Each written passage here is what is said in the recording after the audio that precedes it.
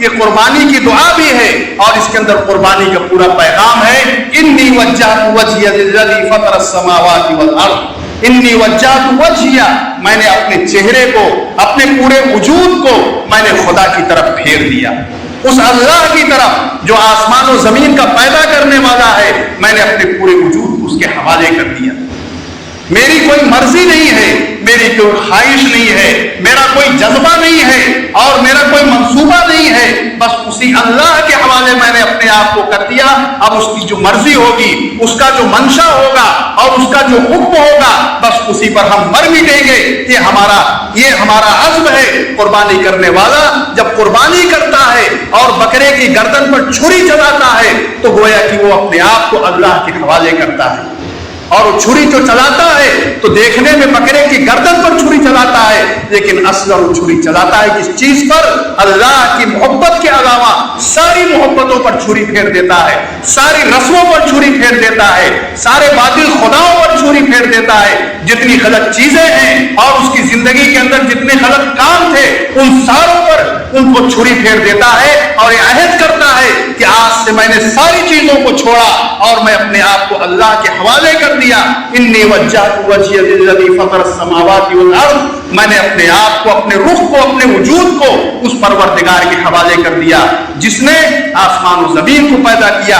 وما انا من المشرکین، اور میں مشرکوں میں سے نہیں ہوں. میں خدا کے ساتھ کسی کو ساجی نہیں ٹھہراتا، خدا کے ساتھ کسی کو شریک نہیں ٹھہراتا. میں اسی اللہ کی عبادت کرتا ہوں اور اسی اللہ کے لیے سارے کام کرتا ہوں. ان صلاتی، اور یہ دعا اسی کے ساتھ یہ دعا بھی ہے، ان صلاتی، میری نماز، و نسکی، اور میری قربانی، میری عبادت، و محیایا، میرا جینا، و مماتی، اور میرا مرنا، للہ رب العالمین، اس اللہ کے لیے ہے جو سارے جہاں کا رب ہے.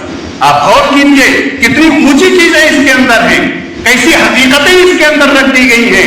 قربانی کرنے والا اس بات کو کہتا ہے اپنی زبان سے کہ میرا جینا، میرا مرنا، میری نماز، میری قربانی، میری عبادت سب کس کے لیے ہے؟ اس اللہ کے لیے ہے جو سارے جہاں کا پیدا کرنے والا ہے. اور حضرت ابراہیم علیہ السلام کی قربانی کو آپ یاد کیجئے. اصل رشتہ اس کا اس سے ہے کہ انہوں نے اپنے بیٹے کی قربانی کی اور اس بیٹے کی قربانی میں انہوں نے اپنے بیٹے کی محبت کو قربان کیا، بیوی کی محبت کو قربان کیا. کون ایسا دنیا کے اندر انسان پیدا ہوا ہے جو اپنے بیٹے کو، اپنے لخت جگر کو، اپنے جگر کے ٹکڑے کو اپنے ہاتھ سے ذبح کر دے؟ دنیا کے اندر کبھی ایسا واقعہ آپ نے سنا ہے؟ کوئی انسان ایسا نہیں کر سکتا. لیکن اللہ کی طرف سے اشارہ آیا اور اس اشارے پہ باپ بیٹے دونوں مر مٹے اور ان کے دل کے اندر کوئی تذبذب نہیں پیدا ہوا، کوئی تردد اور ہچکچاہٹ نہیں پیدا ہوئی، کوئی جھجک نہیں پیدا ہوا، بلکہ خدا کا حکم آیا، خدا کی طرف سے اشارہ آیا اور باپ اور بیٹے دونوں اس حکم پر عمل کرنے کے لیے بےتاب ہو گئے. بیٹا لیٹ جاتا ہے، باپ چھری لے کر کے گردن پر چلا دیتا ہے. کیا آسمان و زمین نے کبھی ایسا منظر دیکھا ہوگا؟ یہ کیا چیز تھی؟ یہ خدا کی محبت تھی. خدا کی محبت تھی جو ان کے دل کے اندر بسی ہوئی تھی. اللہ چاہتا تھا کہ ابراہیم اپنے بیٹے کی محبت کو قربان کر دیں. میری محبت سے بڑھ کر کے کسی کی محبت ان کے دل کے اندر نہ رہ جائے. اور یہی ایمان کا تقاضا ہے کہ ہم سب کے دلوں کے اندر سب سے بڑھ کر اگر کسی کی محبت ہونی چاہیے تو اللہ کی محبت ہونی چاہیے. ساری محبتیں اس کے نیچے ہیں، چاہے بیٹے کی محبت ہو، چاہے بیوی کی محبت ہو، چاہے ماں باپ کی محبت ہو، چاہے دولت اور پیسے کی محبت ہو، چاہے اقتدار کی محبت ہو. ساری محبتیں اللہ کی محبت سے نیچے ہے. سب سے بلند محبت اگر کسی کی ہے تو اللہ کی محبت ہے. جب تک یہ محبت دلوں کے اندر نہیں پیدا ہوگی، جب تک ہمارا ایمان مکمل نہیں ہو سکتا.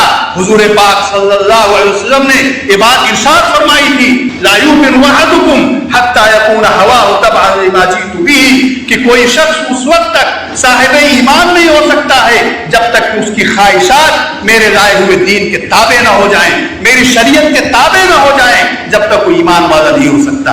تو میرے بھائیوں، ہم قربانیاں کریں گے لیکن ان قربانیوں کے ساتھ یہ پیغام بھی دلوں کے اندر اتاریں اور یہ فیصلہ کریں کہ یہ قربانی جو ہم کرنے جا رہے ہیں گویا अपनी जिंदगी के अंदर एक इनकलाब बर्पा करने जा रहे हैं, अपनी जिंदगी को बदलने का फैसला कर रहे हैं। जिस तरह से इब्राहिम और इस्माइल ने अपने आप को अल्लाह के हवाले कर दिया, खुदा के हुक्मों पर मर मिटे, ऐसे ही इंशाअल्लाह हम खुदा के हुक्मों पर मर मिटेंगे, खुदा के पैगाम पर और खुदा की इताअत पर और उसकी शरीयत पर अपनी जान दे देंगे। अपनी मर्जी, अपनी चाहत और अपनी ख्वाहिश, इन सारी चीजों को हम ज़बा कर देंगे। बस अल्लाह की जो मर्जी होगी, अल्लाह की जो खुशनुदी होगी, बस वही हमारी जिंदगी का मकसद होगा और वही हमें करना है। ये एक मोमिन की जिंदगी इसी के मुताबिक होनी चाहिए और यही कुर्बानी का पैगाम है।